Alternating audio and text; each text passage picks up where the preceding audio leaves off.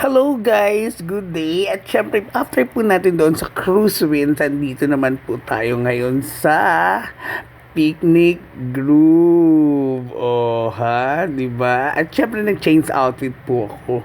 Bumili po ako ng bonnet at t-shirt courtesy by Ruby Magalo. Ayan, so libre po niya yung bonnet at saka t-shirt na yan sa akin. Bali, naging souvenir ko na rin yan pauwi sa atin.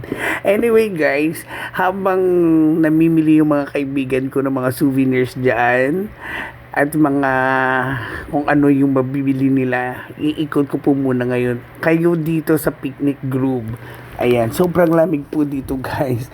Kaya kita nyo yung pag na yan, ang usok na yan, pag po yan sa sobrang lamig po ng Tagaytay.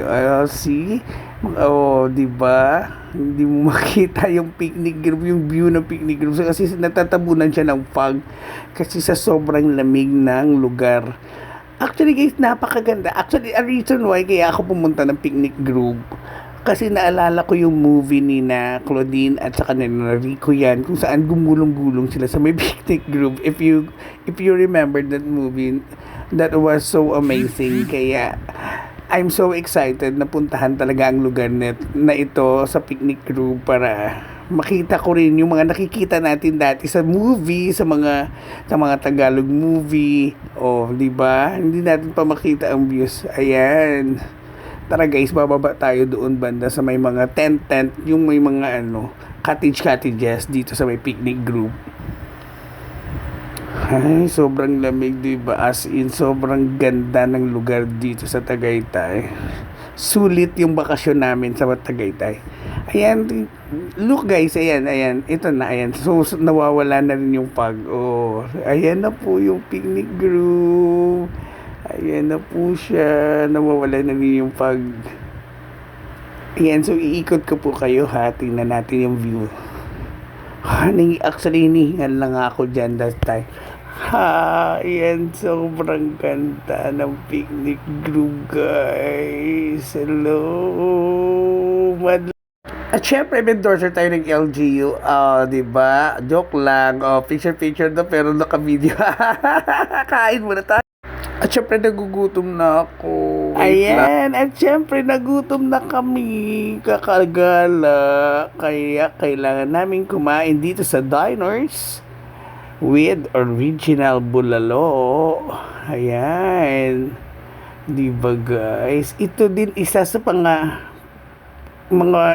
mga kailangan kainin pag pumunta ka ng Tagaytay, yung original bulalo nila dito, kasi ang sarap po talaga ng bulalo sa Tagaytay. At syempre yung mga karne nila sobrang lambot at syempre sobrang mura pa kaya ng mga karne dyan. Meron doon market, parang marketplace siya na bilihan talaga ng mga karne.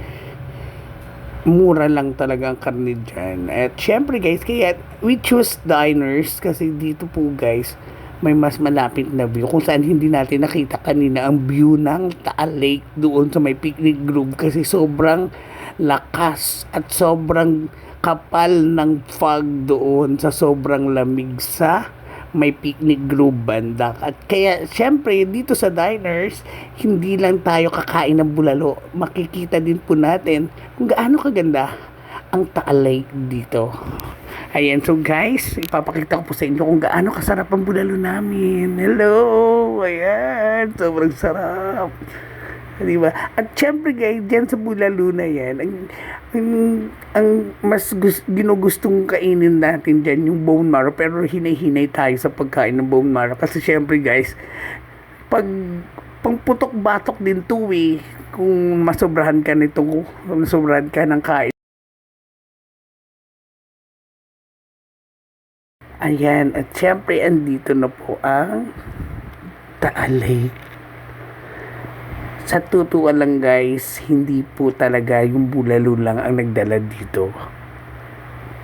Alam mo ba kung bakit ninahabol at pinupuntahan ang Tagaytay? Dahil po sa ganda ng view mula sa taas ng Tagaytay. Makikita po ang view ng lake ng Taal. At yan po ang Taal Lake ng Batangas. O, di ba? Makikita. Napaka-refreshing, napakaganda ng lugar, napakasolim. Dito, pwede ka magmuni-muni dito, pwede mo kalimutan lahat ng stress mo na galing ka sa Manila, galing sa work, pumunta ka dito sa Tagaytay to have a stress reliever para at least kahit papaano ma-forget mo yung mga problema na dinadala mo sa buhay. Maraming salamat guys for watching my videos. Thank you so much. God bless.